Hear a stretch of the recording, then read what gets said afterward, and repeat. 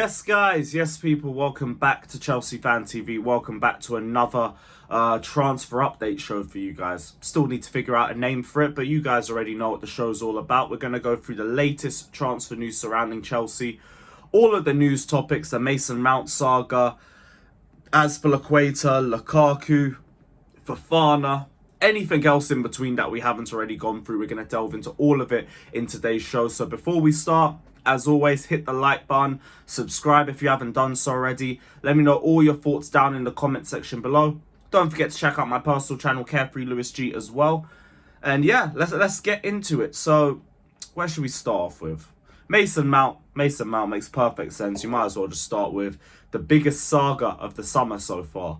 Chelsea received a third official bid for Mason Mount yesterday. It was 50 million plus 5 in add-ons. Manchester United said it was going to be their final bid before they walked away from the deal. Chelsea still rejected though. And I'm not really too annoyed about it because Bowley clearly has his valuation. He's clearly not listening to threats. And if the Havertz saga is anything to go by, he will get his valuation for the player at the end of it. United have not walked away from the deal in spite of Chelsea not agreeing to the third fee that was put up for him, which in typical Chelsea fashion just shows that they were correct in their negotiations. Man United tried to scare us. We're not listening. But we have offered to meet Man United personally to find a solution. So I do think after those discussions, the deal should be done. I don't think either of them are going to walk away without an agreement put on the table. So hopefully we get an end to this long drawn out saga within the next week or two, because it's going to look very, very awkward for Mason Mount if we get to pre-season and he's trundling along to Cobham knowing that he wants to leave and everybody else knows that he's refusing to sign a new deal. Or even worse, he doesn't turn up to training and then things get even more uglier. I'd expect things to get done within the next week. People are probably going to settle at around 55-5 and it will be over. Or God knows, maybe they'll even try and hold out for 60. I wouldn't put anything against Bowley. These lot got 60 million as a base fee for Kai Havertz. Whatever you lot are planning to do with the whole Mason Mount saga, I trust you. And I believe you're going to end up with the right amount for him. Because even 50 million's crazy for a guy with 1 year left on his contract. And I do think United know that as well, but they haven't pulled out yet. They clearly want the player. He's a marquee signing for them, and it doesn't look good for United if they can't get him across the door just because of a couple million quid. So I expect it to get done. And I think when it does get done, we're going to have some more praise for Todd Bowley with the way that he's handled this. If it gets done, though. If it gets done. But I feel confident about it. United haven't pulled out of the deal yet. Mount has also dug his own grave, so it kind of has to go through for his sake. Otherwise, it's going to be a very, very awkward year at Chelsea for him with the way that he's handled this situation. Yeah, it'll be interesting to see how this develops. But Mount has had such a fall from grace this year. Such a fall from grace. It'll be very interesting to see how he gets perceived in the United-Chelsea games next season. But it is what it is. Chelsea don't live or die off one player. We're a team. We've lost way better than Mason Mount, and yeah, we'll continue to move on without him. Moving on to Azpilicueta, Fabrizio has said he's just waiting for Chelsea to give the green light to a mutual termination of his contract. It is the final step to let him leave the club immediately, and it's up to the club. Inter have agreed personal terms with Azpi on a 2-year deal, and he is waiting to sign soon. Azpi, as we all know, Chelsea legend. Respectfully, we have needed to part ways with him for a while now, but it doesn't mean that I look down on him in any way. He was meant to go Barca last season. He decided to sign a 2-year extension just because we still needed some experience within the dressing room. I think now's the perfect time to let go of him, though, because the experience hasn't really helped us. Respectfully, we have still finished 12th and everything, and Azpi just can't play Premier League football at this level anymore.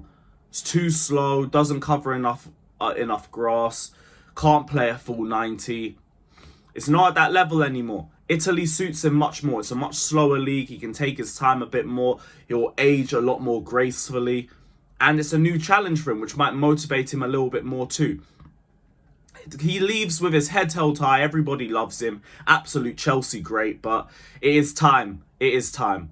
The clear out don't care about feelings. So Azpi, thank you for the memories. It's time to say goodbye. Peace. On to Lukaku. Chelsea have rejected a 7 million loan offer from Inter Milan for Lukaku, and Chelsea's stance is clear. He must secure a permanent transfer for around 40 million this summer. AC Milan and Al Hilal have both presented offers, and yeah, it'll be very interesting to see where Lukaku ends up, because it won't be Inter. Inter can't afford him. As much as he wants to go there, he's an idiot for leaving in the first place if he didn't want to invest in Chelsea the way he intended to when he first joined us. But we'll see, because he's not going to be a Chelsea player. It depends on who else comes in for him. Inter can't afford him. It will be hilarious and so Lukaku if he ended up at AC Milan, but I don't think that happens, and I don't think he goes to Saudi Arabia either. So he has to try and find a move for him. Maybe, just maybe, he has to take a step down. He has to look towards mid-table clubs and everything. Because if he makes it hard for us, we're just going to send him to Strasbourg. Or if not even that, we're just going to send him to the under-18s, whichever one's easier for us. So, Lukaku, it's a very sticky summer for you, but you better figure out what your plan is. It is what it is. While we're still on Saudi, though, contracts have been approved for Koulibaly. He will be a new Al Hilal player this weekend. And it is a shame it never worked out. It would have been interesting to see him under another season of Premier League football. But let's be real about things. If we have an opportunity to get rid of 300k a week off our wage structure for a player who realistically isn't starting for us, don't know why this has just moved, but let's call it what it is. He's not starting for us. You got to take that opportunity. And for Koulibaly, take the money as well. Like, it's a perfect retirement plan for you. You can go to Saudi Arabia.